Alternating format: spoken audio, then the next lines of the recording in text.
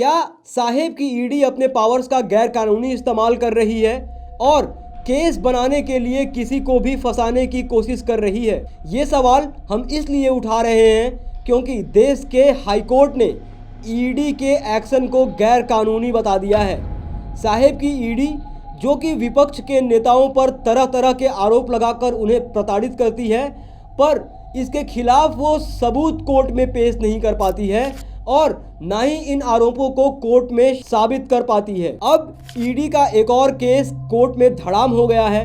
मामला जुड़ा है मैसूर अर्बन डेवलपमेंट अथॉरिटी यानी कि MUDA स्कैम से, जिसकी जांच के दायरे में कर्नाटक के मुख्यमंत्री सिद्धारमैया और उनकी पत्नी हैं। मूड़ा स्कैम के मामले में ईडी की ताबड़तोड़ कार्रवाई जारी है, पर ईडी को इस मामले में जबरदस्त झटका लगा है।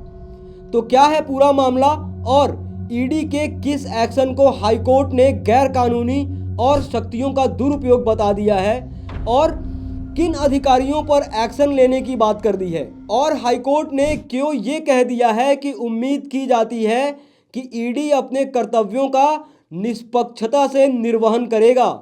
पूरा मामला बताएंगे आपको विस्तार से, तो वीडियो में अंत तक बने रहिएगा। पर वीडियो में आगे बढ़ने से पहले अगर आप चैनल पर पहली बार आए हैं तो चैनल को अभी सब्सक्राइब करें और वीडियो में आगे बढ़ें। मूड़ा साइट आवंटन मामले में यह आरोप लगाया गया कि सिद्धारमैया की पत्नी को मैसूर के एक उच्च स्तरीय इलाके में मुआवजे के रूप में साइटें आवंटित की गईं, जिनकी संपत्ति का मूल्य उनकी जमीन की मूल स्थान की तुलना में काफ़ी अधिक था। यह जमीन मैसूर शहरी विकास प्राधिकरण द्वारा अधिग्रहित किया गया था। इसी मामले में मैसूर शहरी विकास प्राधिकरण के पूर्व कमिश्नर DB नतेश के खिलाफ भी ईडी PMLA के तहत कार्रवाई कर रही थी। 2021 में जब सिद्धारमैया की पत्नी को 14 प्लॉट आवंटित किए गए थे, तब DB नतेश मैसूर शहरी विकास प्राधिकरण के कमिश्नर थे। इनके घर पर ईडी ने 28 और 29 अक्टूबर को PMLA कानून के अंतर्गत सर्च ऑपरेशन किया था। इन्होंने ईडी की उनके खिलाफ की गई कार्रवाई पर सवाल उठाया, जिसमें 29 अक्टूबर और 6 नवंबर को जारी समन और उसके बाद बयान दर्ज कराना शामिल है, जबकि वह कर्नाटक लोकायुक्त पुलिस द्वारा 28 सितंबर को जो FIR दर्ज किया गया था सिद्धारमैया, उनकी पत्नी और अन्य लोगों के खिलाफ, उस भ्रष्टाचार के मामले में ये आरोपी नहीं थे।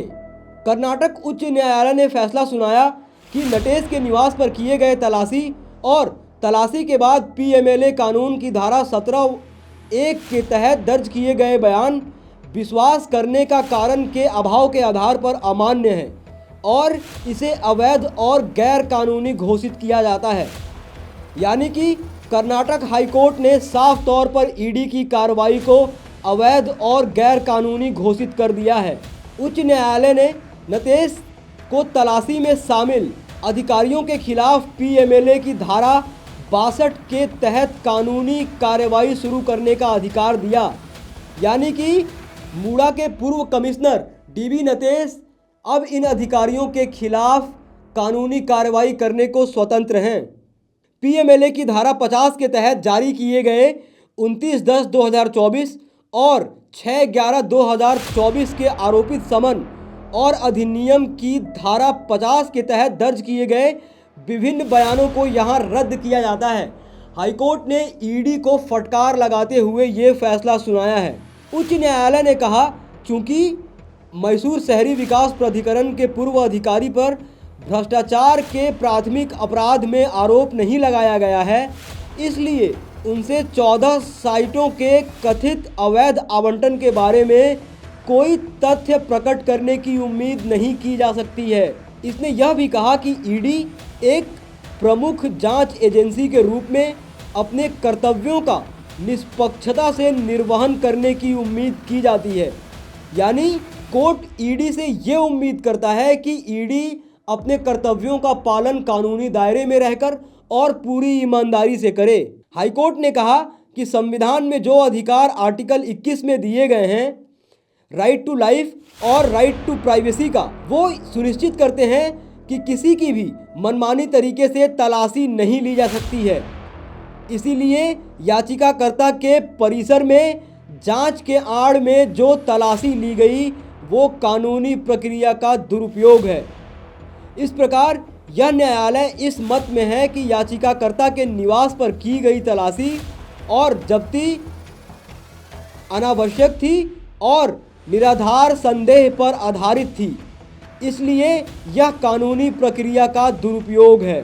उच्च न्यायालय ने ईडी को फटकार लगाते हुए कहा कि यह अदालत यानी कि साफ तौर पर कर्नाटक हाईकोर्ट ये बात कह रहा है कि ईडी की तरफ से जो कार्रवाई चल रही है वो पूरी तरह से गैर कानूनी है और कानूनी प्रक्रिया का दुरुपयोग है।